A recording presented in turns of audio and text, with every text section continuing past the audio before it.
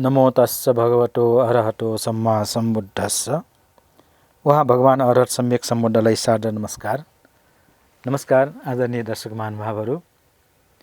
भगवान बुद्धको उपदेश सङ्ग्रह त्रिपिटक अन्तर्गत सूत्र पिटकमा भएका 5वटा निकायहरूमध्ये चौथो निकाय अङ्गुत्तर निकायको सिलसिलेवार चर्चा गर्ने क्रममा आज हामी 79औं एपिसोडमा आइपुगेका छौँ। यो अङ्गुत्तर निकायमा 11वटा निपातहरू छन् र त्यसमध्ये दोस्रो निपात जसलाई डुक्क निपात भनिएको छ, यसमा भगवान बुद्धले उपदेशको रूपमा दिनुभएका दुईवटा धर्महरूको सङ्ग्रह गरिएको छ र यो डुक्क निपातमा पनि विभिन्न वर्गहरू छन्। त्यसमध्ये पहिलो वर्ग कम्मकरण वर्गको विषयमा हामी छलफल गर्दै थियौँ र यो कम्मकरण वर्गमा 10वटा सूत्रहरू छन्। त्यसमध्ये गएको एपिसोडमा हामीले 6औं सूत्र जसलाई संयोजन सूत्र भनेर भनिएको छ, त्यसको बारेमा त्यो संयोजन के हो, कसरी त्यसबाट चाहिँ मुक्त भइन्छ र त्यो संयोजनमा बाँधिनुको कारणले मानिसहरूलाई कतिसम्म दुःख हुन्छ भन्ने कुरामा हामीले चर्चा गऱ्यौँ र अहिले 7औं सूत्रमा भगवान बुद्धले भन्नुभएका कुराहरूलाई म यहाँ उल्लेख गर्न चाहन्छु। आदरणीय दर्शक महानुभावहरू, यो कम्म कर्ण अथवा कम्म माने काम, कर्ण माने गर्ने, काम गरेको तरिकाको हिसाबले अथवा काम गराइको हिसाबले त्यससँग सम्बन्धित कुराहरू यसमा सङ्ग्रहित छन्। र अब यो 7औं सूत्रमा भगवान बुद्धले भन्नुहुन्छ, भिक्षुहरू हो 2वटा कृष्ण धर्महरू छन् भनेर, र पालीमा यसलाई कन्ह सुट्टङ भनेर भनिएको छ। र कन्ह यो पाली शब्दलाई संस्कृतमा कृष्ण भन्दो रहेछ र कृष्ण माने कालो, अँध्यारो पक्षलाई कृष्ण भनिन्छ। जस्तो हाम्रो यो चन्द्रमास अनुसारको महिनालाई गणना गर्दाखेरि पनि शुक्ल पक्ष कृष्ण पक्ष भनेर भनिए जस्तै औँसीको दिन आउने महिनालाई कृष्ण पक्ष भने जस्तै, माने औँसीको दिनमा चन्द्रमा बिल्कुलै नदेखिने भएको कारणले अँध्यारो कालो रात, त्यसकारण कृष्ण भने जस्तै अब यहाँ भगवान बुद्धले यो कन्ह सूत्र अथवा कृष्ण सूत्रहरूको विषयमा भन्नुभएको छ र उहाँले भन्नुभयो भिक्षुहरू 2वटा कृष्ण धर्महरू छन् अथवा कालो पक्षहरू छन् र ती कालो पक्ष त्यो कृष्ण धम्महरू चाहिँ के छन् त भन्दाखेरि एउटा लज्जा नहुनु र अर्को दुष्कर्म गर्नमा भय नमान्नु। आदरणीय दर्शक महानुभावहरू, यहाँ शब्द लज्जा नमान्नुको अर्थ जहाँ तहीँ लाज मान्ने, नचाहिएको ठाउँमा पनि लाज मान्ने, लजालु हुने, त्यस्तो भन्न खोजेको होइन। यहाँ लज्जा नहुनु र त्यसलाई पालीमा चाहिँ अहिरिक भनेर भनिएको छ र त्यसै गरेर दुष्कर्म गर्नमा भय नमान्नुलाई अनोटप्प शब्द प्रयोग गरिएको छ। र यो अहिरिक र अनोटप्प, लज्जा नमान्नु र भय नमान्नु, यो बडो महत्त्वपूर्ण कुराहरू छन्। अघि मैले निवेदन गरेँ, जहाँ तहीँ लज्जा मानिरहनु अथवा जहाँ तहीँ भय मान्नु, त्यसलाई भन्न खोजिएको होइन। नराम्रो अकुशल कर्म गर्नमा लज्जा मान्नु, त्यसमा शरम मान्नु, अनि त्यो शरम मानेर त्यसबाट चाहिँ अलग हुनु र त्यसै गरेर नराम्रो काम गर्नमा भय मान्नु, त्यसमा डर देख्नु, डर मान्नु। अब यसको ठिक्क उल्टो, नराम्रो काम गर्नमा लज्जा पनि नमान्ने,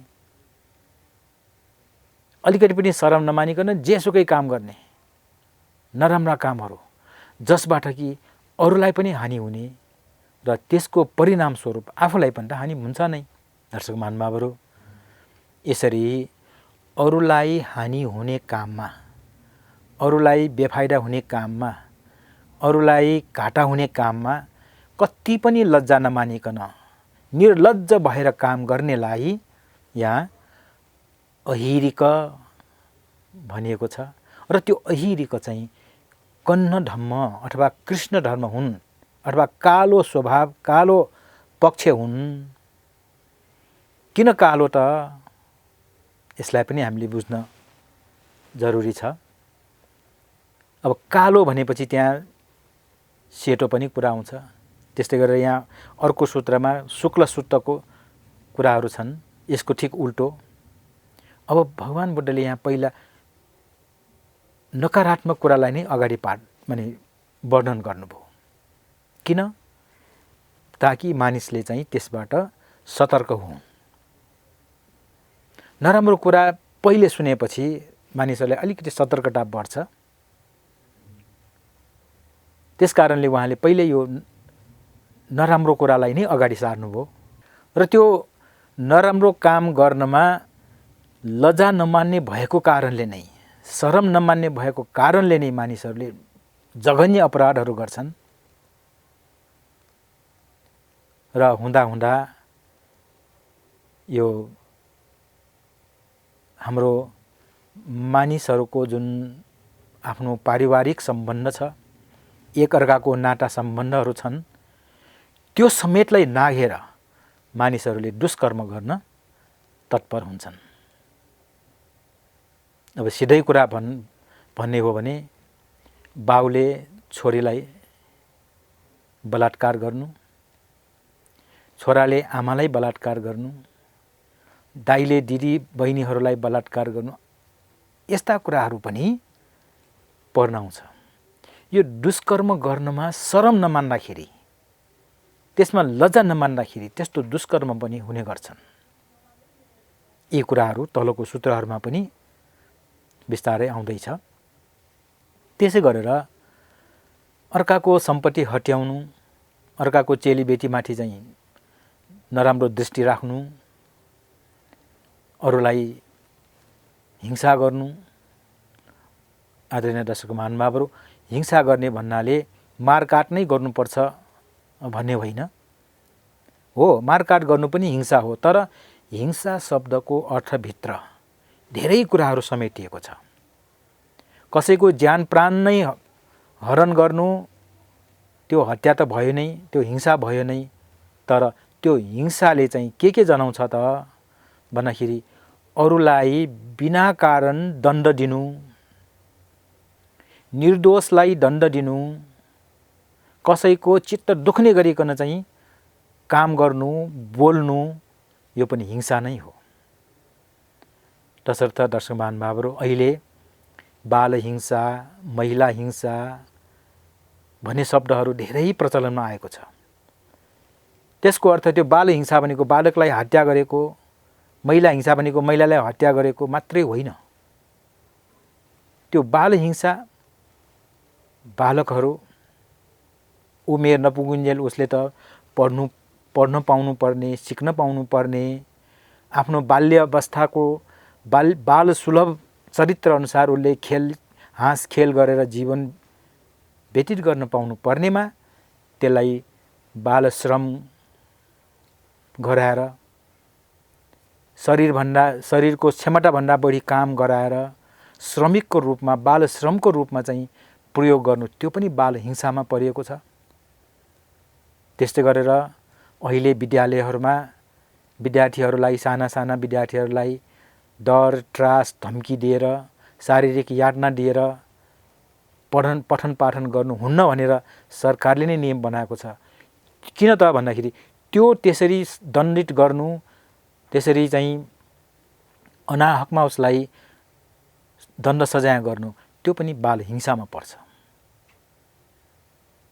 तसर्थ दर्शक महानुभावहरू, यसरी हिंसाको परिभाषाभित्र यी कुराहरू आउँछन् भने अर्काको सम्पत्ति चोरी गर्नु, ठग्नु, हत्याउनु, लुट्नु, त्यसै गरेर अघि पनि मैले भने अर्काको छोरी बेटी प्रति चाहिँ कुदृष्टि राखेर चाहिँ यौन हिंसा गर्नु,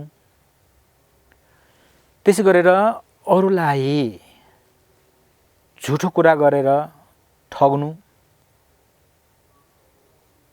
त्यस्तै गरेर अरूलाई यो कडा वचन बोलेर चाहिँ चित्त दुखाउनु, अनि चुगली कुरा गरेर मिलेका मानिसहरू बीच, साथीभाइ बीच, आफन्त बीच फाटो डाल्नु, फाटो ल्याउनु, यी सबै कुराहरू यो गर्नमा जसले यी कुराहरू नराम्रा छन्, यो गर्नुहुन्न भनेर शरम मान्दैन, लाज मान्दैन, उसले ती सबै कामहरू गर्न भ्याउँछन्। र त्यसरी भ्याउँदाखेरि हाम्रो सामाजिक सन्तुलनमा चाहिँ गडबड हुन्छ, हाम्रो परिवारमा विखण्डन आउन सक्छ, दाजुभाइमा विखण्डन आउन सक्छ, दिदीबहिनीहरूमा विखण्डन आउन सक्छ, आमा छोरा, आमा छोरी, बाउ छोरा, बाउ छोरी, यसरी प्रत्येक आफ्नो नाता सम्बन्धमा फाटो आउन सक्छ, जसले गर्दाखेरि समाजमा एक प्रकारको अशान्तिको वातावरण हुन्छ। र त्यो सबै वातावरणको मूल जरो कहाँ त भन्दाखेरि जुन व्यक्तिले ती दुष्कर्महरू गर्छन्, अकुशल कर्महरू गर्छन् र त्यो गर्नमा लज्जा मान्दैनन्, शरम मान्दैनन्। आदरणीय दर्शक महानुभावहरू, हेर्नुहोस्, भगवान बुद्धले यति गम्भीर कुराहरू, यति व्यावहारिक कुराहरू बताउनु भएको छ, जसबाट कि सामाजिक सद्भाव चाहिँ नखलबलियोस्। त्यसकारण मलाई लाग्छ यो समाजशास्त्रको जुन अध्ययन गरिन्छ, त्यो अध्ययनमा यी कुराहरू पनि समावेश हुनु बडो कल्याणकारी हुन्छ। भगवान बुद्धले यो धर्मका कुराहरू, आचरणका कुराहरू र ध्यानका कुराहरू र हुँदा हुँदा निर्वाणका कुराहरू त बताउनु भएको पक्कै हो नै, र ती कुराहरूलाई आत्मसात गरेर लिन नसक्ने पनि त हुन्छन्, र तिनीहरू पनि यो समाजमा छन्। त्यसकारण समस्त समाजलाई नै उपयोगी हुने गरिकन समाजोपयोगी यस्ता कुराहरू धेरै दिनुभएको छ, धेरै सिकाउनु भएको छ, र जुन असाध्यै व्यावहारिक छ। जुन भगवान बुद्ध जन्मनु भएको यो देश नेपाल, यहाँ चाहिँ बुद्धको शिक्षाको प्रचार प्रसारमा त्यति साह्रो न त सरकारी तौरबाट नै भइरहेको छ, न त जनताको तौरबाट नै भइरहेको छ। हुन त आजभन्दा 50 वर्ष अगाडिको स्थिति हेर्दाखेरि त धेरै यहाँ पठन पाठनका कुराहरू भएका छन्। परियति शिक्षाको पठन पाठन भएको 50 वर्षभन्दा बढी भइसक्यो, तर त्यो जनस्तरमा मात्रै सीमित छ। सरकारले त्यसलाई मान्यता दिने अथवा त्यसलाई व्यवस्थित गर्नेतर्फ त्यति चासो दिएको देखिँदैन। हुन त हाम्रो काठमाडौँ महानगरपालिकाले त्यो परियति शिक्षाको प्रचार प्रसार सम्वर्धनको लागि सहयोग गर्नु थालेको केही वर्ष भयो, तर त्यति मात्रै पुग्दो चाहिँ छैन। त्यो नगण्य रूपमा मात्रै, नभएको भन्दा भयो राम्रो, तर जति हुनुपर्ने त्यति भइरहेको छैन, र सरकारी स्तरबाट पनि भइरहेको छैन। जबकि बुद्धका यी समाजशास्त्र सम्बन्धी शिक्षाहरू यति राम्रा छन्, यति उपयोगी छन्, यति व्यावहारिक छन्, हामीले त्यसलाई अलिकति मात्रै हृदयङ्गम गरेर त्यसलाई हामीले आफ्नो व्यवहारमा उतार्न सक्यौँ भने हामीले शान्ति खोज्नको लागि बाहिर जानु पर्दैन, कसैसँग गुहार्नु पनि पर्दैन, र शान्ति कायम गर्ने भनेर मन्त्रालय नै खडा गर्नुपर्ने आवश्यकता पनि त्यहाँ नरहला। किन? प्रश्न यहाँ आउँछ, किन भन्दाखेरि शान्ति भनेको बाहिर कतै खोजेर पाइने कुरा होइन। शान्ति प्रत्येक व्यक्तिको आफ्नो मनभित्र उत्पन्न हुनुपर्छ, प्रत्येक व्यक्तिले त्यसलाई महसुस गर्नुपर्छ, र प्रत्येक व्यक्तिले त्यसलाई चाहिँ उपयोगमा ल्याउनुपर्छ, व्यवहारमा उतार्नुपर्छ। त्यो कुनै प्रोजेक्ट बनाएर एनजिओ खोलेर विदेशी पैसा ल्याएर त्यो पिस स्टडिज, पिस क्याम्पेन आदि इत्यादि गर्नुको कुनै टुक म देख्दिनँ। किन? प्रत्येक व्यक्तिको मनमा शान्ति भयो भने कुनै कसैको पनि त्यो सहयोग आवश्यक रहन्न। र त्यो शान्ति, प्रत्येक व्यक्तिको मनमा शान्ति प्राप्त गर्नको लागि यो बुद्धको शिक्षा पर्याप्त छ। र यथेष्ट मात्रामा ती शिक्षाहरू बुद्धले छोडेर जानुभएको छ, जो कि हाम्रै देश नेपालमा जन्मनु भएको हो। बुद्धको जन्म भएको देशमा यो बुद्धको शिक्षाको प्रचार प्रसार, अध्ययन अध्यापनमा धेरै ठुलो खाडल रहेको छ, जबकि पाश्चात्य मुलुकहरूले त्यो शिक्षाको महत्तालाई चाहिँ अवगत गरेर, त्यसको महत्त्वलाई बुझेर अहिले धेरैभन्दा धेरै विश्वविद्यालयहरू, महाविद्यालयहरू, स्कुलहरू र विभिन्न अध्ययन केन्द्रहरू खुलेका छन्। आदरणीय दर्शक महानुभावहरू, यसरी यो समाजलाई कसरी व्यवस्थित पार्ने, यो समाजमा कसरी शान्ति कायम गर्ने र त्यो शान्तिलाई कसरी स्थायी शान्तिमा बदल्ने भन्ने कुराहरूको मूल जरो चाहिँ बुद्धको शिक्षामा हामी पाउँछौँ। र यही क्रममा यो अंगुत्तर निकाय डुक्क निपातमा आइरहेको यो जुन कन्नसुट्ट, अहिरिक र अनोटप्प, नराम्रो काम गर्नुमा लज्जा नहुनु, लज्जा नमान्नु, भय शरम नमान्नु र त्यसै गरेर दुष्कर्म गर्नमा भय नमान्नु, डर नमान्नु, त्रास नमान्नु, यो दुईटा कारणले गर्दाखेरि समाजलाई अँध्यारोतिर लैजान्छ। त्यसकारणले नै यसलाई कृष्णसूत्र भनियो, त्यसकारण यसलाई कालो पक्ष भनियो। आदरणीय दर्शक महानुभावहरू, यसै गरेर 8औं सूत्रमा मैले अघि पनि निवेदन गरेँ, भगवान बुद्धले नकारात्मक कुरालाई अगाडि सार्नु भएर मानिसलाई सतर्क गराउनु भयो। र 8औं सूत्रमा आएर उहाँले के भन्नुभयो? भिक्षुहरू हो, दुईटा शुक्ल धर्महरू पनि छन्। यसलाई पालीमा शुक्क भनिएको छ, जसको संस्कृतमा शुक्ल भनेर चाहिँ अर्थ दिइएको छ। शुक्ल माने चहकिलो, जस्तो शुक्ल पक्ष, जुन बेला कि यो चन्द्रमाको आकार बढ्दै बढ्दै बढ्दै आएर पूर्णिमाको दिनमा पूर्ण चन्द्र भएर राति पनि झलमल्ल। त्यसै गरेर यस समाजलाई पनि झलमल्ल गर्ने हो भने यी दुईटा धर्महरू छन्। नराम्रो काम गर्नमा लज्जा मान्नु, शरम मान्नु, जसलाई हिरी भनेर भनियो, र त्यसै गरेर दुष्कर्म गर्नमा भय मान्नु, त्रास मान्नु, डर मान्नु। ओहो, यी कुराहरू गर्दाखेरि त मेरो त इज्जतै जान्छ।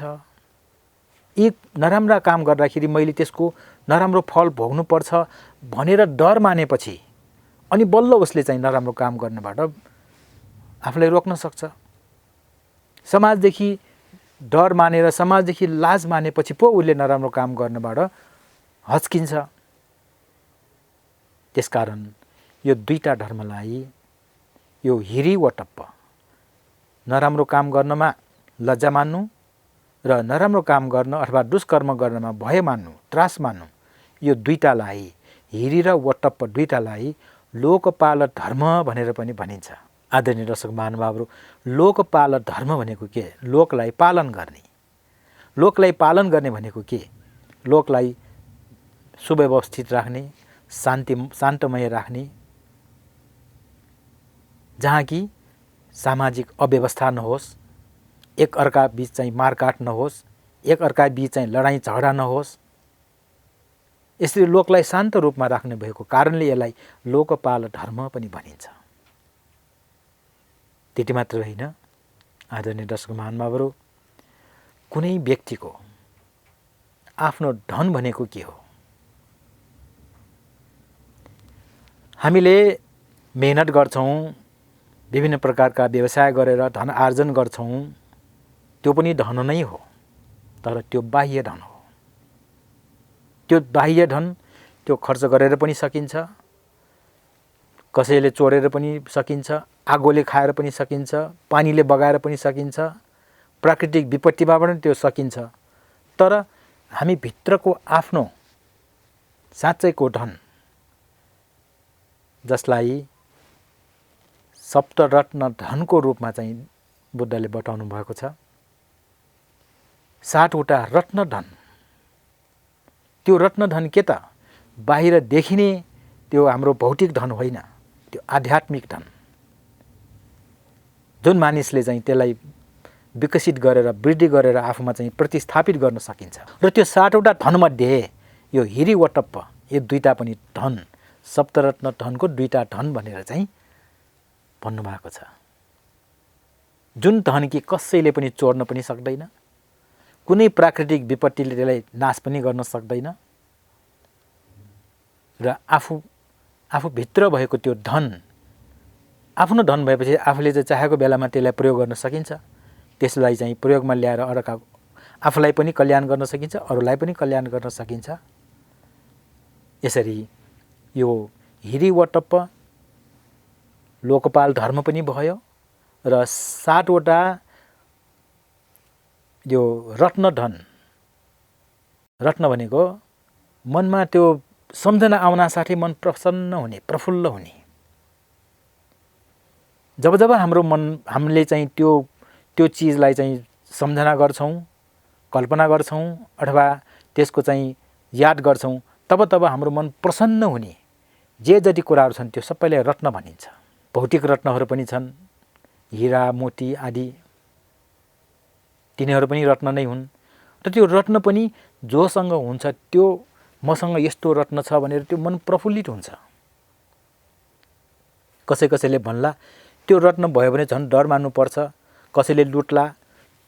अब त्यो रत्न जडित गहना लाउँदाखेरि बाटोमा कसैले लुट्ला र त्यसको लागि चाहिँ ज्यान पनि लिन सक्ला भनेर भन्नेहरू पनि छन्। यथार्थ हो पनि। र त्यो लुट्नुपर्ने, त्यो ज्यानै मारेर चाहिँ लिनुपर्ने कारण के त भन्दाखेरि त्यो धनको महत्तालाई देखेर, त्यसप्रति आकर्षित भएर, त्यसप्रति लोभ जागेर त्यो लिनु खोज्या हो। किन त्यो मूल्यवान हुन्छ, त्यो पनि एउटा समस्या त छ। तर त्यसलाई चाहिँ हामीले व्यवस्थित गर्न सक्यौँ, त्यसप्रति हामीले बचाउन सक्यौँ भने ओहो मसँग त यस्तो हीरा छ, मसँग यस्तो पन्ना छ, मसँग यस्तो माणिक छ भनेर सम्झना साथै मनमा एक प्रकारको प्रीति सुख उत्पन्न हुन्छ, एक प्रकारको आनन्द अनुभव हुन्छ, एक प्रकारको हर्ष उत्पन्न हुन्छ। हो, त्यस्तो स्वभावलाई नै रत्न भनेर भनियो। पालीमा रतनङ भनेर भनिन्छ। त्यसै गरेर हाम्रो मनभित्र यस्ता 7 वटा सकारात्मक गुणहरूलाई वृद्धि गर्न सक्यौँ भने त्यो पनि एउटा धन भनिन्छ। र त्यो धनमध्ये यो हिरिवटप्प दुईटा। र यसरी समाजलाई पनि झलमल्ल पार्ने, प्रत्येक व्यक्तिलाई पनि झलमल्ल हँसिलो मुहार पार्न सक्ने भएको कारणले नै यसलाई रत्न भनियो।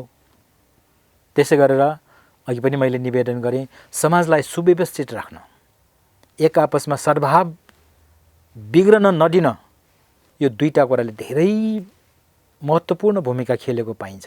र तल गएर 9औं सूत्रमा भगवान बुद्धले के भन्नुभयो त, अब यो दुईटा हिरी र वटप्पकै लिएर नहुनु अहिरी र अनवटप्प भयो।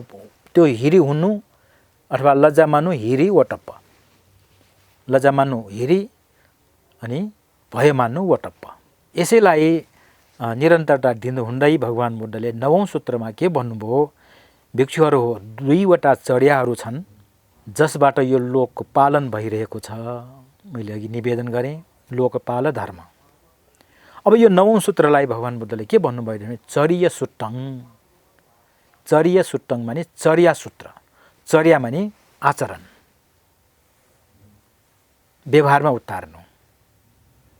र त्यो आचरण व्यवहारमा उतार्नुमा पनि उहाँले यही हिरी र वटप्पलाई नै भन्नुभयो। यो लज्जा हुनु, दुष्कर्म गर्नमा, अकुशल कर्म गर्नमा लज्जा मान्नु, शरम मान्नु र दुष्कर्म गर्नमा भय मान्नु, त्रास मान्नु, डर मान्नु। यसरी हिरी र वटप्प यी दुईटालाई चाहिँ उहाँले के भन्नुभयो, यो चर्या व्यवहारमा उतार्नु पर्ने भनेर चाहिँ उहाँले भन्नुभयो।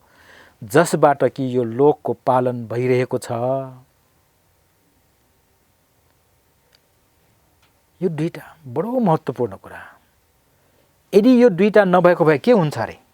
उहाँले भन्नुभयो, यदि यी दुईवटा शुक्ल धर्मले लोक कल्याण नगरेको भए आमा पनि चिन्दैन, माइजू पनि चिन्दैन, गुरु पत्नी पनि चिन्दैन र आफूभन्दा ज्येष्ठका पत्नीहरू पनि चिन्दैनन्, अनि यो लोक नै डामाडोल हुन्थ्यो। जस्तो चारखुट्टे प्राणीहरूमा यो त लागू हुन्न। चारखुट्टे प्राणीहरूमा त त्यहाँ आमा भन्ने पनि हुन्न, छोरी भन्ने पनि हुन्न। उनीहरूको आफ्नो जुन गुणधर्म हो, आहार, मैथुन, निद्रा, बस यति तिनटामा उनीहरू सीमित हुन्छन्। आहार पनि जे पाए त्यही खाइदिन्छ। अनि मैथुन धर्ममा पनि उनीहरूले कुनै उनीहरूको सम्बन्ध भन्ने नै हुँदैन र उनीहरू सुत्न पाए पुग्यो। र कोही मानिसहरूलाई यदि यी तिनटा मात्रै काम गर्छन् भने उसलाई पशु सरह भनेर चाहिँ भनिएको सायद तपाईँ हामीले सुनेका छौँ। र यसरी बुद्धले यो हिरी र वटपलाई यस्तो महत्त्वपूर्णसँग चाहिँ बताउनु भएको छ। र यी दुईवटा शुक्ल धर्मले लोक कल्याण गरेकोले नै आमा पनि चिनियो, माइजू पनि चिनियो, गुरु पत्नी पनि चिनियो, आफूभन्दा ज्येष्ठका पत्नीहरू पनि चिनियो। अब यो एउटा हाम्रो उखान छ, हलेडो भनेपछि कोट्याउनु नपर्ने। यति कुरा गर्दाखेरि सायद यहाँहरूले धेरै कुराहरू बुझिसक्नु भएको छ। मैले निवेदन गर्न खोजेको एउटै मात्रै कुरा के त भन्दाखेरि मानिसहरू यो समाजका उत्कृष्ट प्राणीहरूमा गनिन्छन्। र किन गनिन्छन् त भन्दाखेरि यो दुईटा कुराले, उसले नराम्रा कुरा गर्नबाट ऊ अलग हुन्छन् र राम्रा कुरा गर्नमा ऊ प्रेरित हुन्छन्। र अलग हुन र उत्प्रेरित गर्नमा यो दुईटा कुरा, हिरी र वटप्प, लज्जा मान्नु, भय मान्नु अथवा मान्नु नमान्नु, यो दुईटा कुराले बडो असर गरेको हुन्छ। र यदि त्यो लज्जा पनि छैन, भय पनि छैन भने त त्यो त चारखुट्टे प्राणी भन्दा केही फरक परेन। बुद्धले यही कुरालाई बताउनु हुँदै यो कम्मकरण वर्ग, अङ्गुत्तर निकाय डुक्क निपातको पहिलो वर्ग कम्मकरण वर्गको 9औं सूत्रमा चाहिँ यी कुराहरू बताउनु भएको छ। आदरणीय दर्शक महानुभावहरू, यो एपिसोडको समय सकिएको सङ्केत पाएको कारणले म अहिले यहाँ बिदा हुन चाहन्छु। ध्यानपूर्वक हेरिदिनु भएकोमा यहाँहरूलाई धेरै धेरै धन्यवाद छ। भवतु सर्वमङ्गलम्।